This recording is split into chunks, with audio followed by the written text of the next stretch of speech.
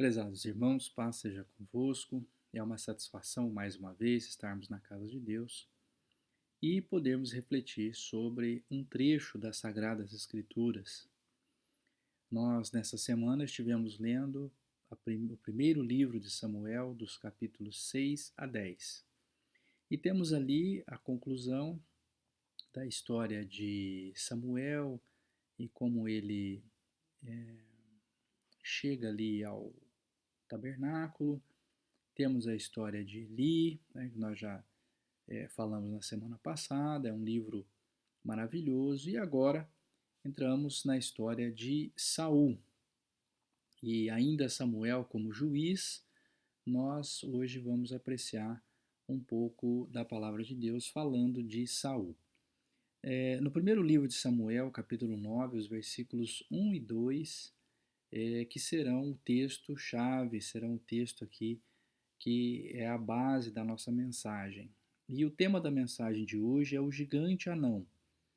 E nós vamos falar de Saul e a leitura é 1 Samuel 9, 1 e 2. E o trecho diz assim: vamos ler esse trecho da palavra de Deus, os versículos 1 e 2 do capítulo 9, que diz assim: Havia um homem chamado Quis, que era da tribo de Benjamim. Ele era filho de Abiel, neto de Zeror, bisneto de Becorate e trineto de Afias. Quis era rico e importante. Esse é o versículo 1. E agora o versículo 2. Este homem, o Quis, tinha um filho jovem e bonito, chamado Saul. Não havia ninguém mais bonito do que ele entre todos os israelitas. E além disso, ele era o mais alto do que todos. Quando estava no meio do povo, ele aparecia dos ombros para cima. Então, essa é a nossa leitura, 1 Samuel 9, 1 e 2. E a nossa meditação será sobre a pessoa de Saul. Saul, esta é uma imagem do rei Saul que ficou marcada aí, né, na mente dos brasileiros, do seriado da Record, que mostrou o rei Davi, e a história começava com Saul e o reinado de Saul. Então, nós temos aí no primeiro livro de Samuel essa história, né? Depois de contar como Samuel foi parar no templo, e da sequência ali que nós vimos também com a vida do sacerdote Eli, Samuel se tornou um juiz. Samuel era juiz, ele julgava o povo e ele era também o sumo sacerdote. Ele fazia o trabalho de sacerdote, oficiava na casa de Deus, era a pessoa com quem Deus falava para dirigir o povo. Né? O povo era dirigido se vai para a guerra ou não, se tinha decisões importantes a serem tomadas, era Samuel quem dava essa determinação. E em dado momento, o povo foi até Samuel e disse: Olha, você está ficando velho, você já tem bastante idade e os seus filhos não seguem pelos seus caminhos. Então nós lemos lá, 1 Samuel 8, que os filhos de Samuel não eram juízes bons, né? Eles eram maus juízes, eles torciam o direito, eles vendiam sentenças, né, como a gente poderia dizer hoje, eles favoreciam a pessoa que pagava mais, eles estavam preocupados em ganhar dinheiro e não foram corretos. Então Samuel tinha dois filhos, esses filhos também tinham posições importantes ali, não na casa de Deus, não no tabernáculo, mas eram pessoas influentes, importantes e também julgavam questões importantes, mas julgavam com parcialidade, julgavam com suborno e não eram pessoas adequadas para ocupar aquele cargo importante que era o de Samuel na direção de todo o povo e nem na parte religiosa. E o povo chegou para Samuel e disse claramente: Olha, você já tem bastante idade, seus filhos não seguem o seu exemplo, seus filhos não estão fazendo o que você fez e nós queremos um rei. Nós queremos um rei. E Samuel ficou chateado, Samuel não gostou dessa história, mas Deus até consolou Samuel dizendo: Olha, não é você que eles estão rejeitando a mim, é o meu governo, é a maneira como eu estou fazendo as coisas que o povo está desprezando e preferindo ter um rei como são as outras nações. Então Samuel adverte o povo: olha, se tiver um rei, o rei vai escravizar vocês, o rei vai cobrar impostos, o rei vai pegar o seu filho para o exército, vai pegar a sua filha para ser serva na corte, vai tomar suas riquezas, o que tem de melhor na terra vai ficar com o rei. Vocês vão deixar de ter essa vida tranquila, pacata que vocês têm, de ter tudo o que é seu, está na sua mão, mas não, o rei vai tomar parte do que vocês têm. Mas eles disseram: não, não importa, nós queremos um rei mesmo assim. Então, muito bem. Então, esse rei foi escolhido. E quem é essa pessoa que foi escolhida como rei? Bom, o que a Bíblia diz em 1 Samuel 9 é que esse homem, o Saul, que foi escolhido por Deus para ser o rei, ele era filho de um homem rico e importante. Então, a primeira informação que nós temos em 1 Samuel 9 é que esse Quis, que era o pai de Saul, era um homem rico e importante. Então veja bem, era uma pessoa de dinheiro, era uma pessoa de posses, era uma pessoa que tinha terra, que tinha servos. Quis era um homem rico. E a Bíblia diz que ele era também importante, era alguém que tinha destaque na sua comunidade, era alguém que tinha valor na sua comunidade.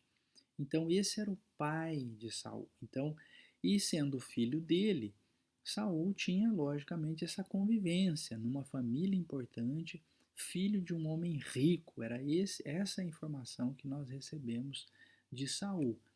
Então começa do pai dele, né, que é colocada ali a descendência do pai e tudo mais. E quando a Bíblia vem tratar de Saul especificamente, a Bíblia fala que ele era jovem, né? O livro de 1 Samuel traz esse relato. Ele era jovem, ele era bonito e mais alto que os demais.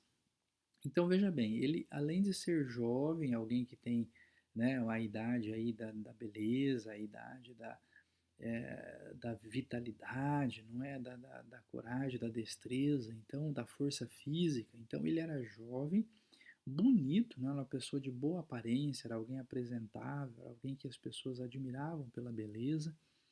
E além de jovem e bonito, ele era alto, né? Que é uma outra característica também muito apreciada. As pessoas gostam daqueles que são altos.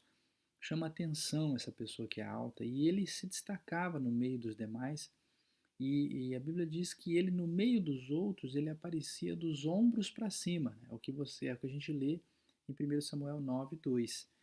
No meio das outras pessoas, ele aparecia os ombros dele, né? Ou seja, ele era muito, muito mais alto do que o restante da média da população ali do povo de Israel. Então, esse era o Saul.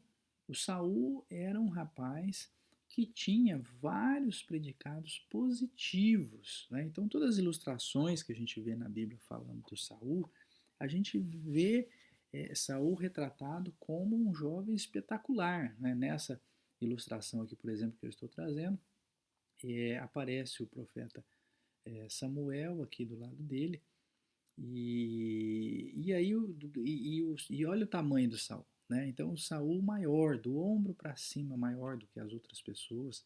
Então um jovem forte, com toda a jovialidade, toda a vitalidade de quem tem pouca idade, não é? E ele tem ali beleza e ele tem tamanho, né? Então é um homem grande, é um homem bonito, filho de pai rico. Então tem todos ali os predicados que são desejáveis, né? Então é um jovem bem nascido, alto e bonito, né? Então Saul é esse gigante, é um homem admirável, é gigante, e olhando assim, quem vê de fora, quem olhasse para Saul veria um jovem desejável, né? Alguém que todo mundo teria inveja, alguém que as pessoas teriam, olha que homem, né? Que rapaz bonito, que futuro promissor não deve ter esse rapaz, né?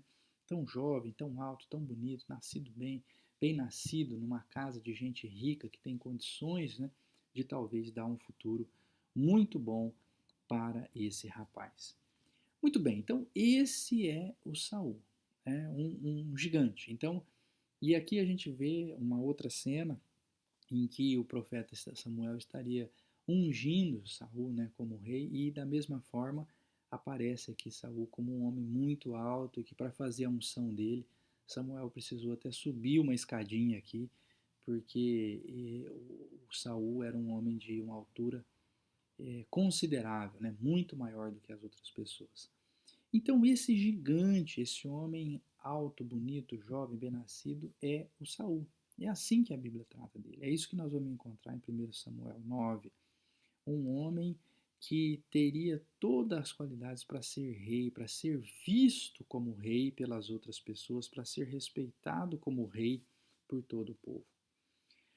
Mas olha só, aos olhos de Saul, ele não se via assim. Então, esse era como as pessoas viam Saul, né? As pessoas viam um rapaz bem nascido, alto, bonito, jovem, mas ele mesmo, quando o profeta chega e vai falar com ele, 1 Samuel 9, 21, ele começa o discurso, a resposta dele. Então o profeta chega e fala: Olha, eu tenho algo importante para te dizer, você é o escolhido de Deus e tal. Então ele responde: Olha, mas por quê? Eu sou da tribo de Benjamim, a menor de Israel. Então, o que que Saul enxergava, né? Então, ao invés de se enxergar como filho de uma família importante, de um pai rico, ele se via como sendo da tribo a menor de Israel. E essa menor tribo de Israel, nós precisamos entender sobre dois aspectos, né? O primeiro é sobre a área geográfica, né? Então, a tribo de Benjamim realmente era a menor. Então você pode ver aqui, por exemplo, a tribo de Judá aqui embaixo à esquerda, Simeão, Ruben, Gade, a área dessas tribos. E a tribo de Benjamim, eu vou colocar aqui um zoom para você enxergar, a tribo de Benjamim é essa pequenininha aqui no meio, encostada no Mar Morto, é a tribo de Benjamim. Então, em área geográfica, ela era uma das menores tribos de Israel. Então, realmente, por exemplo, se fosse aqui no Brasil, seria como o estado de Alagoas, né? Seria um estado pequenininho, o estado de Sergipe, um estado pequeno em área territorial, né? Então, quando nós vamos falar um estado pequeno, um estado grande, então não estamos falando da qualidade das pessoas, do que se cria naquele lugar, da economia, nós estamos falando da área geográfica. É um estado geograficamente pequeno. Então Benjamim era isso. Então, uma tribo pequena em área, em extensão. E se você comparar aqui do lado, né, com Rubem, com Gade, com Judá, então Efraim, todas as outras tribos maiores, mais terras, tinham mais terras do que Benjamim. E se não fosse apenas esse aspecto do tamanho da questão geográfica, tem um outro que é o seguinte: essa tribo ela foi quase exterminada. Você deve se lembrar, algumas semanas atrás, nós estávamos lendo o livro de Juízes, e no livro de Juízes, capítulo 20, o penúltimo capítulo lá do livro de Juízes, os benjamitas tiveram um problema muito sério, porque passando um levita ali de viagem, ele confrontou ali homens imorais numa das cidades e ele teve a sua esposa, a concubina dele, morta ali por homens que praticaram um crime contra ele. E ele ficou muito revoltado, mandou uma mensagem aí bem macabra aí para todas as outras tribos. E o que aconteceu? Fizeram uma guerra contra os benjamitas. E nessa guerra morreram 25 mil soldados, fora os outros homens, mulheres, crianças da tribo que foram exterminados. E só sobreviveram 600 homens. Então, somente ficaram vivos. Então, quando você lê lá Juízes 20, 46, 47, nós vamos ler isso aqui, ó. Ao todo, 25 mil benjamitas foram mortos naquele dia, todos eles soldados valentes. Porém, 600 homens fugiram para o deserto, para a rocha de Rimon, e ficaram lá 4 meses. Estes 600 homens, apenas 600 homens, é que reconstruíram a tribo. Então, houve ali depois alguns acordos para que eles tivessem mulheres, né, porque foi tudo exterminado daquela tribo, acabou tudo, não tinha mais ninguém, só ficou esses 600 homens que se esconderam numa caverna. E aí, o que, que acontece? É que estavam no deserto. Então, o que acontece? De lá eles vieram, foram recebidos de volta pelos israelitas e receberam 600 mulheres. Então, de uma cidade lá eles tiraram 400 mulheres, depois numa festa eles pegaram as 200 que faltaram, e esses 600 casais repovoaram a tribo. Então as outras tribos tinham milhares, tinham muitos milhares de homens, 30 mil, 50 mil homens, e eles tinham 600. Então eles começaram do zero, refizeram as cidades e refizeram a tribo de Benjamim a partir de 600 casais. Tiveram os filhos novamente, todos os filhos novinhos, tudo começou do zero. Então era uma tribo que teve que se refazer. Ela surgiu de praticamente nada, de apenas 600 casais para novamente se reerguer. Então Saul estava com essa história na cabeça. Então, para ele, além de ter uma área geográfica pequena, eles também tinham pouca gente. Era uma tribo pequena nos dois aspectos, tanto populacional quanto em área. E outra coisa, Saul também respondeu: Eu sou da tribo de Benjamim, a menor de Israel, e a minha família é a menos importante da tribo. E veja, isso aqui é uma contradição. Nós acabamos de ler em 1 Samuel 9, verso 1, que o pai dele, Quis, era de uma família importante e rica. Né? Então, Quis era um homem rico e importante na cidade, importante no clã que eles tinham. Ele era um homem respeitado e rico. E Saul não via dessa maneira. Ele via a menor tribo, ele via a família menos importante, ele via sempre de uma maneira negativa e estava com essa história negativa na cabeça. Então, o que a gente identifica aqui? Uma baixa autoestima. E o que é baixa autoestima? Baixa autoestima é o interesse, o desinteresse, o desânimo, a falta de foco, a desistência, é se sentir mal consigo mesmo. É aquela pessoa que olha para si e só vê desvantagens, ela olha para o lugar que ela está e só vê pontos negativos, ela olha para o ponto da vida que ela está e vê que tudo está ruim, ela não tem foco, ela não tem um projeto de vida, ela não quer ir a lugar nenhum, ela desiste fácil do que ela está fazendo, ela queria fazer, mas já deixou de querer, daqui a pouco tá, começou, mas não termina. Então, essa pessoa que não se anima com nada. Então, enquanto as pessoas de fora viam em Saul um moço, né, com uma condição invejável, olha, ele é filho de pai rico, ele é de uma família importante, ele é alto e bonito e jovem. E as pessoas viam isso nele. Olha quem é Saul, esse homem tem tudo para ser o rei de Israel. Ele tem qualidades para ser o rei de Israel. Ele tem qualidades desejáveis, ele tem coisas que todo mundo gostaria de ter.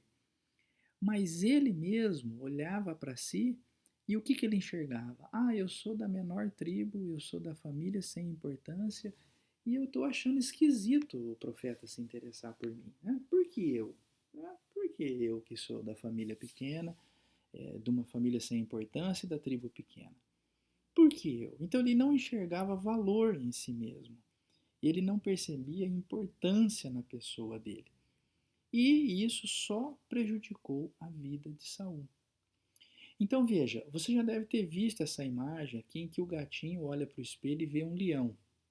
Mas o que acontecia com Saul? Ele olhava para o espelho e via algo bem pior do que a realidade. Né? Ele via um gatinho definhando, ele via um gatinho abandonado, todo maltrapilho, e ao invés de ver um leão. Então a visão dele era uma visão distorcida, né? Uma visão. Muita gente também é egoísta, é orgulhoso e olha para o espelho e vê mesmo um leão lá, até onde não tem.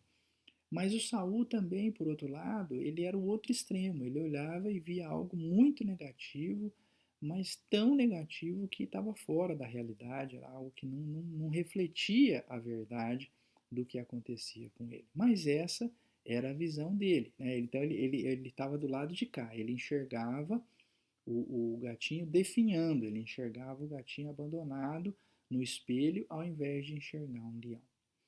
Então veja, a conclusão que nós chegamos é que Saul era um gigante por fora, mas era um anão por dentro.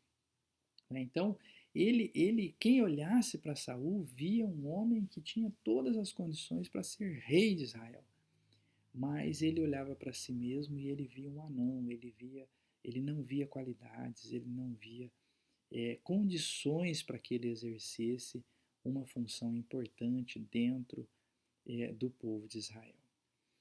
E aí a minha pergunta para você hoje é o seguinte: como é que você se enxerga? Né? Como é que você se enxerga? Será que você consegue olhar para você mesmo e enxergar boas coisas? Né? Será que você é uma pessoa que consegue ver, na sua imagem algo de bom, consegue ver os pontos positivos da sua pessoa, consegue ver aquilo que é real e é realmente bom na sua vida, aquilo que você tem recebido de Deus e que é algo positivo para você? Porque com Saul nada o convenceu de mudar de ideia. Então veja, ele foi em busca das jumentas, mas ele soube que Deus queria fazer algo maravilhoso para a vida dele, queria transformar ele em rei de Israel. Então veja, para quem foi atrás do profeta, para ver se o profeta dizia: onde estão as jumentas do meu pai? Né? Então você veja, era só isso que ele queria do profeta. Ele foi até falar com Samuel, perguntar: escuta, dá para saber aí, adivinhar aí, cadê as jumentas que meu pai perdeu? Não, ele chegou lá e o profeta falou: não, peraí, não, negócio de jumenta, as jumentas já foram encontradas, está tudo resolvido. E agora eu vou ungir você rei. Ele fez uma reunião com 30 pessoas e colocou Saul na cabeceira. Trouxe o melhor pedaço de carne e colocou na frente de Saul. Então você vai ler lá em 1 Samuel 10.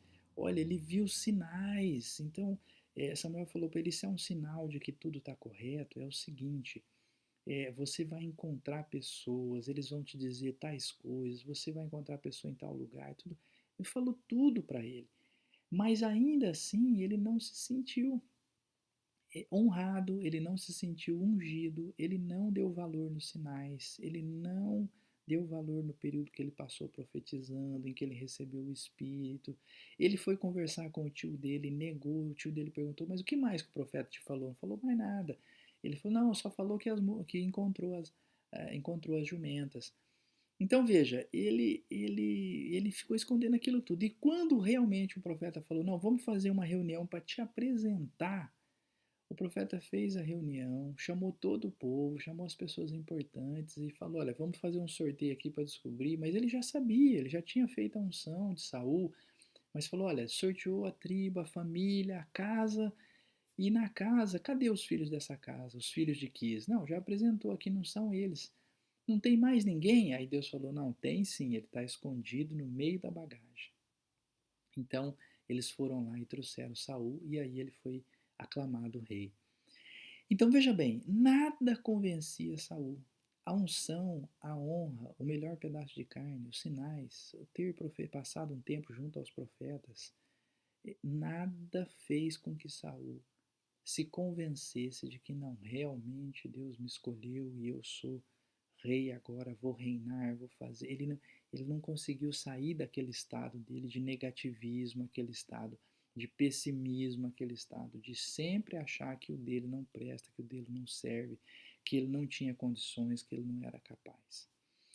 Então veja, essa postura de Saul negativa talvez esteja presente na nossa vida. É péssimo conviver com uma pessoa arrogante, com uma pessoa que se acha, uma pessoa que pensa que ele é mais do que ele é. É triste você viver com uma pessoa que pensa que só ela sabe, que só ela é boa. Isso é muito negativo.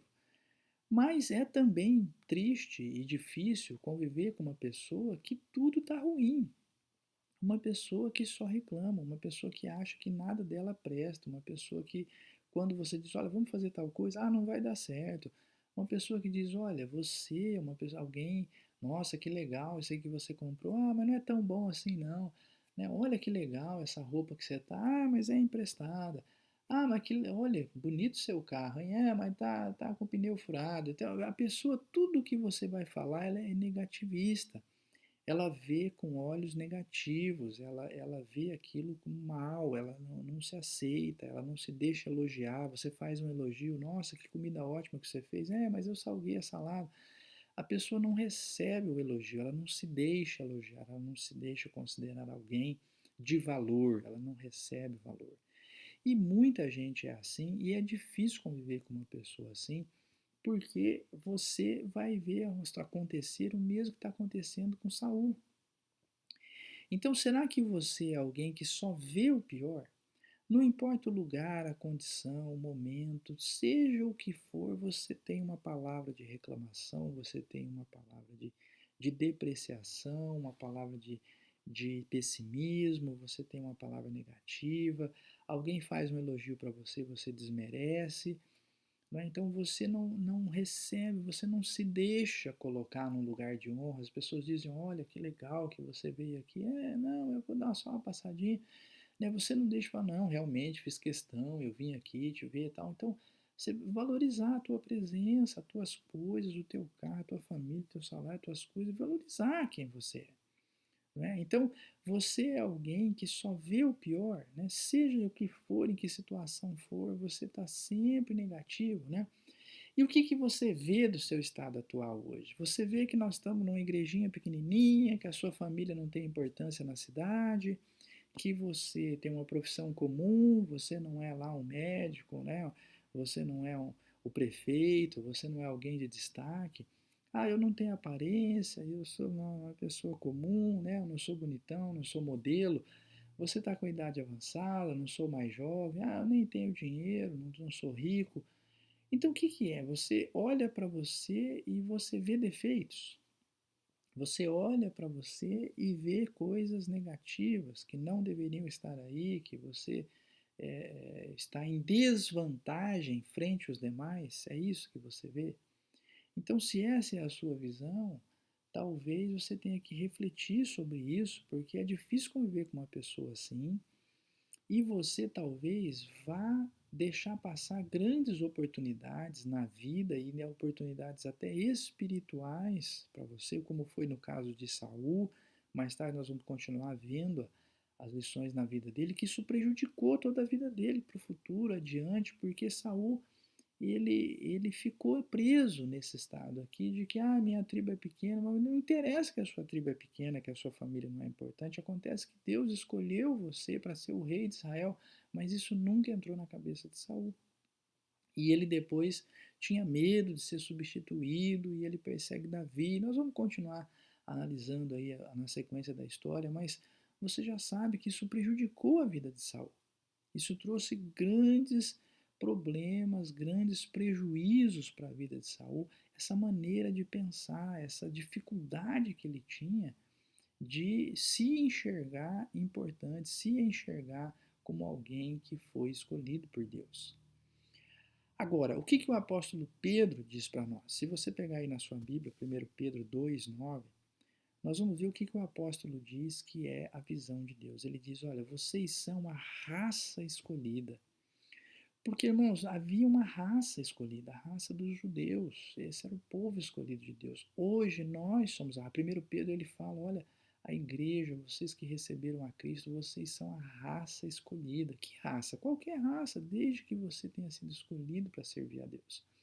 Então você é a raça escolhida agora, não importa mais se você é judeu, se você é brasileiro, se você é alemão, você faz parte da raça escolhida, do grupo que foi escolhido. Você é sacerdote do rei.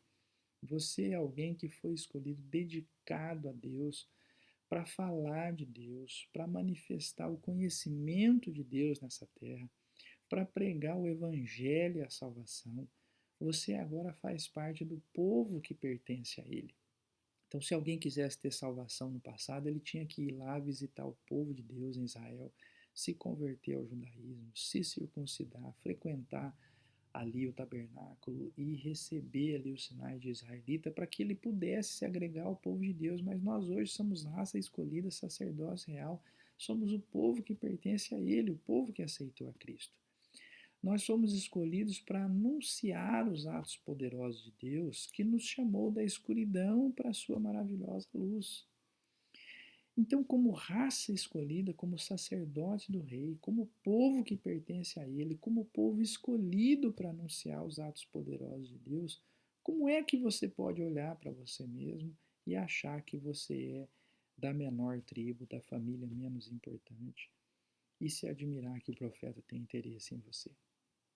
Então veja, é importante que você assuma a sua posição, não uma posição de orgulho, uma posição farisaica que trouxe prejuízo para a nação de Israel de achar que eles eram únicos, inabaláveis, e entender que eles estavam acima dos demais. Não, não é isso, mas é entender que você não está abaixo dos demais. Né? Não é pensar que você está acima, é entender que você não está abaixo dos demais. Você faz parte da raça escolhida, você é sacerdote do rei, você pertence a ele, você foi escolhido para anunciar os atos poderosos de Deus, você foi chamado da escuridão para a maravilhosa luz, então você tem que manifestar isso na sua vida. Você tem que mostrar isso, né? Não mostrar isso comprando carro zero, se endividando, fazendo coisa loucura, mas mostrar isso na sua postura, na sua aceitação, aceitando você mesmo, aceitando quem você é, se colocando em lugar de honra, né? Se recebendo a honra que Deus te dá, a honra de ter uma família, a honra de ter um emprego, a honra de ter renda para manter, para sustentar a sua casa, a honra de participar da casa de Deus, a honra de estar presente nas reuniões, de ter o seu espaço, a sua participação, a honra de ser alguém que está aguardando boas coisas. Irmãos, nós estamos esperando coisas boas, nós estamos esperando a redenção. Você não tem motivo para enfiar a cabeça na terra, para ter vergonha de quem você é, para ter vergonha do seu carro, ter vergonha da sua casa, ter vergonha das suas origens. Não, nós somos gente que está esperando coisas boas. Nós aguardamos a volta de Cristo. Nós aguardamos a redenção dos nossos corpos para termos um corpo imortal, para viver a vida eterna, para reinar com Cristo. Nós estamos nessa santa esperança de ter um futuro melhor. Não importa aqui o lugar, o jeito, o que eu consegui, consegui, o que deu, deu, o que não deu, não deu, não importa, irmão, importa é que nós estamos esperando a volta do Senhor Jesus. Importa anunciar o Evangelho, pregar o Evangelho, a salvação a outras pessoas. Importa cuidar da minha família, importa ter uma vida honesta, importa aguardar o Senhor e ser fiel até a morte, ser fiel até que Ele venha. Eu estou esperando coisas boas. E nessa esperança e nessa fé, nessa certeza de que coisas boas virão, eu posso suportar as dificuldades e os problemas que surgem hoje, porque eu sei que isso é passageiro e que uma glória futura me espera. Então nós somos gente que está esperando que coisas boas nos aconteçam. Saul não esperava nada de bom para a vida dele. Eu sou da tribo pequena, a família não é importante, não tem nada de bom para o futuro para mim. Nem mesmo entregando a coroa de rei na mão dele, ele se convenceu de que alguma coisa boa estava reservada para ele. Mas nós, irmãos, temos que viver essa santa esperança. Nós temos que saber que existem coisas boas nos esperando e que se tem alguma dificuldade aqui, essa dificuldade não é para se comparar com tudo de bom que nós temos pela frente, que ainda vai chegar em nossas vidas na volta do Senhor Jesus. Vamos fugir desse comportamento de Saul e vamos adotar uma visão otimista da vida. Se existem dificuldades, nós temos esperança no nosso coração. Se existem problemas, nós temos a santa esperança de que toda lágrima será enxugada por nosso Pai Celestial no reino de Jesus Cristo. Na próxima semana, 1 Samuel 11 a 15, vamos orar e vamos pedir para que Deus encha o nosso coração com esperança e com otimismo, porque nós aguardamos coisas boas para as nossas vidas. Que Deus abençoe a cada um e que a paz seja convosco.